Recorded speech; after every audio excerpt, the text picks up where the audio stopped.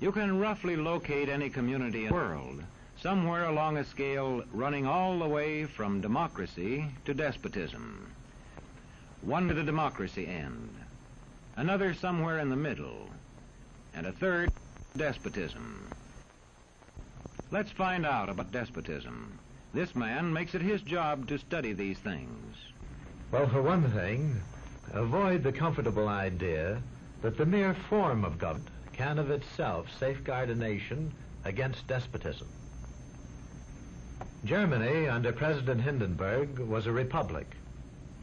And yet in this republic, an aggressive despotism took root and flourished under Adolf Hitler. When a competent observer looks for signs of despotism in a community, he looks beyond fine words and noble phrases. For which it stands, one nation, indivisible, with liberty and justice for all. Many observers have found that two workable yardsticks help in discovering how near a community is to despotism: the respect scale and the power scale. A careful observer can use a respect scale to find how many citizens get an even break. As a community moves towards despotism, respect is restricted to fewer people. A community is low on a respect scale if common courtesy is withheld from large groups of people on account of their political attitudes. If people are rude to others because they think their wealth and position gives them that right, or because they don't like a man's race or his religion.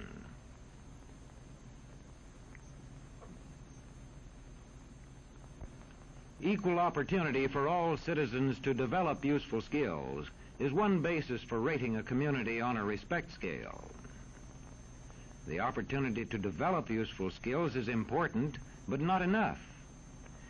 The equally important opportunity to put skills to use is a further test on a respect scale.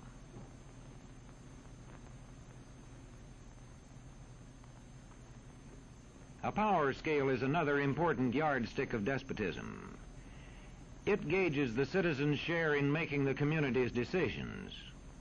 Communities which concentrate decision-making in a few hands rate low on a power scale and are moving towards despotism. Like France under the Bourbon kings, one of whom said, "The state, I am the state." Today, democracy can ebb away in communities whose citizens allow power to become concentrated in the hands of bosses. What I say goes, see? I'm the law around here. The test of despotic power is that it can disregard the will of the people. It rules without the consent of the governed. Look beyond the legal formalities of an election in measuring a community on the power scale to see if the ballot is really free. If the citizens can vote only the way they're told, a community approaches despotism. When legislatures become ceremonial assemblies only and have no real control over lawmaking, their community rates low on a power scale.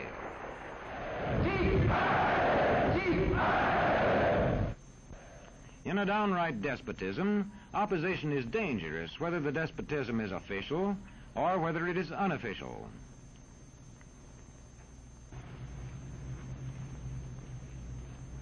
The spread of respect and power in a community is influenced by certain conditions, which many observers measure by means of the economic distribution and information scales.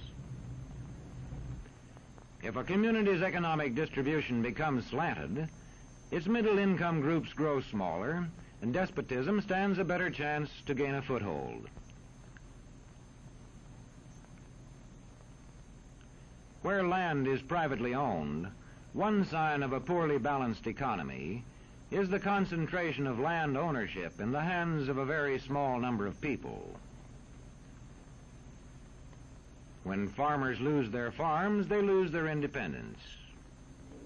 This one can stay on, but not as his own boss anymore. To the extent that this condition exists throughout a nation, the likelihood of despotism is increased. In communities which depend almost entirely on a single industry, such as a factory or mine, maintaining economic balance is a challenging problem.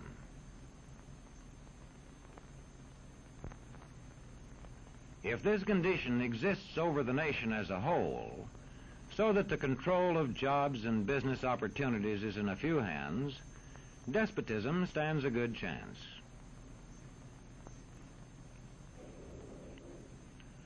Another sign of a poorly balanced economy is a taxation system that presses heaviest on those least able to pay. A larger part of a small income is spent on necessities such as food. Sales taxes on such necessities hit the small income harder. In the days of the salt tax, feudal despotisms were partly sustained by this and other effects.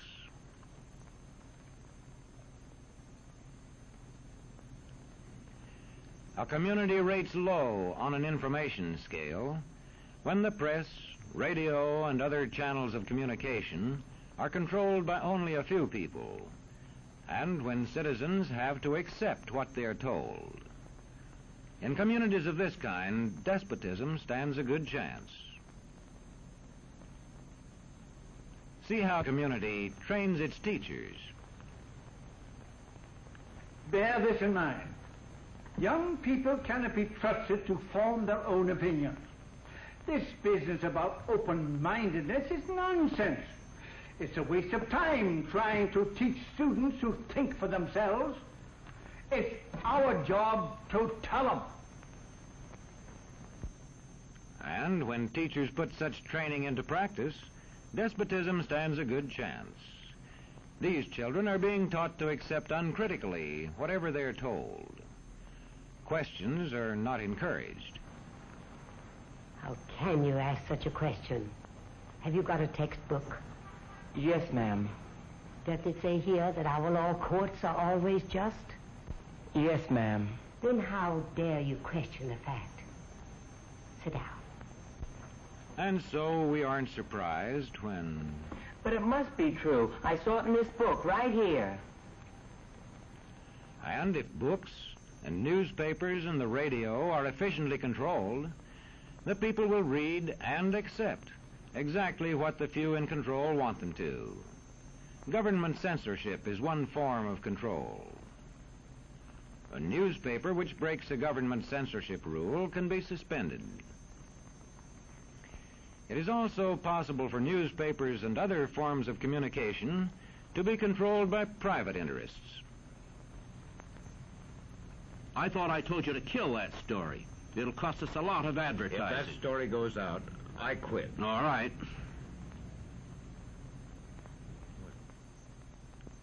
What sort of community do you live in?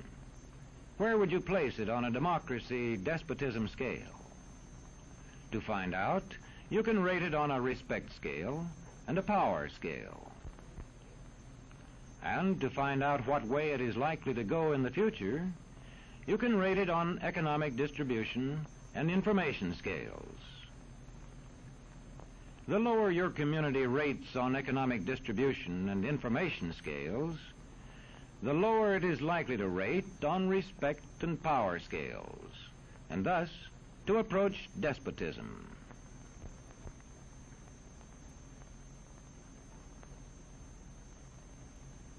What happens in a single community is the problem of its own citizens.